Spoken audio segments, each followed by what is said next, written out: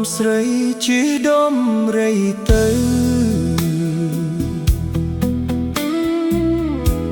កាត់វាលព្រៃជ្រៅ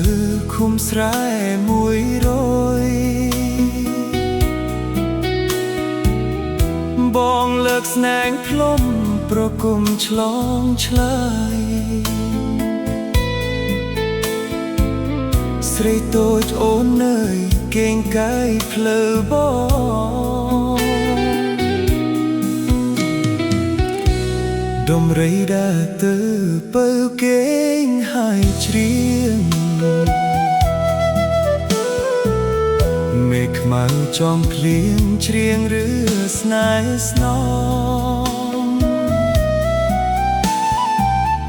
ច្រៀងរាប់ជួរភ្នំជ្រោះជ្រលងវាលផង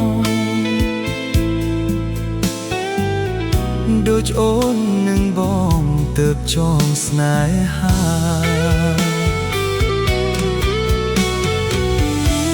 វាលស្រែ100ដែលយើងទៅដល់ចិនតាកងវល់រត់អបថ្មដា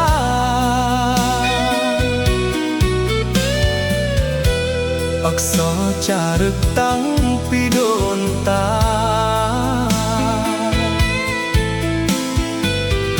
យើងសូមសច្ចាតតស្នេហ៍យើងផង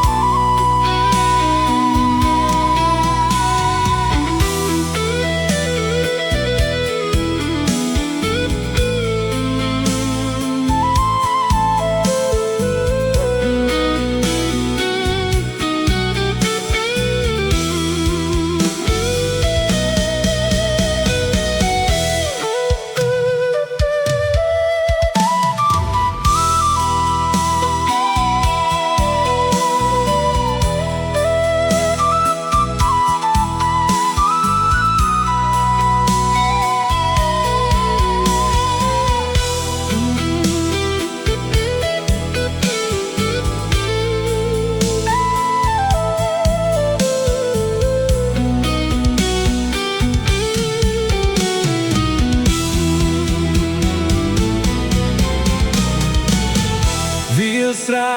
100មុំច្រៀងបែបបន់ស្រីទៀវតូចតន់បន់សូមជួបបងសេឡាចារឹកយើងផង